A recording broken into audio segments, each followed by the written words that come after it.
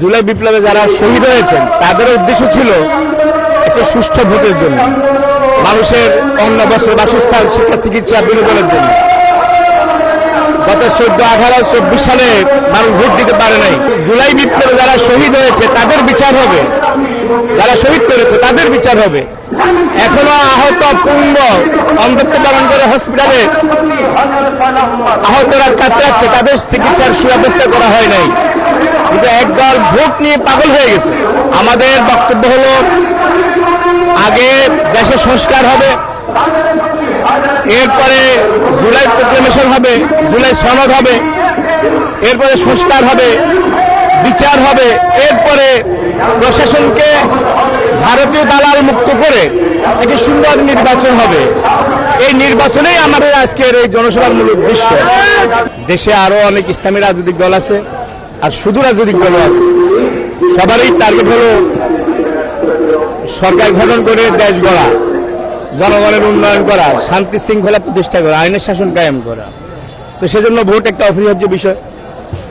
জুলাই বিপ্লবে যারা শহীদ হয়েছেন তাদের উদ্দেশ্য ছিল একটা সুষ্ঠু ভোটের জন্য, মানুষের অন্ন বস্ত্র বাসস্থান শিক্ষা চিকিৎসা বিনোদনের জন্য। গত 14, 18, 24 সালে মানুষ ভোট দিতে পারে নাই।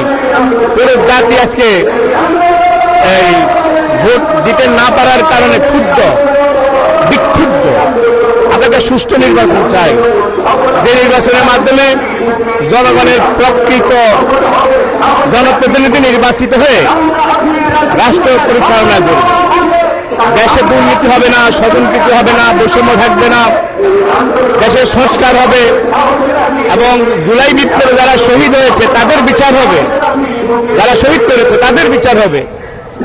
এখনো আহত পূর্ণ অন্ধত্ব পালন করে হসপিটালে আহতরা কাতরাচ্ছে, তাদের চিকিৎসার সুব্যবস্থা করা হয় নাই। কিন্তু একদল ভোট নিয়ে পাগল হয়ে গেছে। আমাদের বক্তব্য হলো, আগে দেশে সংস্কার হবে, এরপরে জুলাই প্রোক্লেমেশন হবে, জুলাই সনদ হবে, এরপরে সংস্কার হবে, বিচার হবে, এরপরে প্রশাসনকে ভারতীয় দালাল মুক্ত করে একটি সুন্দর নির্বাচন হবে। এই নির্বাচনেই আমাদের আজকের এই জনসভার মূল উদ্দেশ্য। তো সেজন্য আমাদের 7টি দাবি। 1 নম্বর দাবি হচ্ছে আমাদের লেভেল প্লেইং ফিল্ড, পিআরের মাধ্যমে নির্বাচন হতে হবে, পিআর পদ্ধতি। এরপরে আহতদের পুনর্বাসন, সুচিকিৎসা, বিদেশিদেরকে ভোটার করা, প্রবাসীদেরকে ভোটার করা ইত্যাদি। সেজন্য আমাদের অনুরোধ হলো, নির্বাচন অবশ্যই হবে দেশে। আমরা জামাত ইসলামী নির্বাচন চাই। আমাদের আমির জামাত ডাক্তার শফিকুর রহমান বারবারই বলছেন যে জামাত ইসলামী নির্বাচনের পক্ষে, আইন শৃঙ্খলা এর উন্নতির পক্ষে। আমরা দেশে আইনের শাসন চাই, আমরা শান্তি চাই।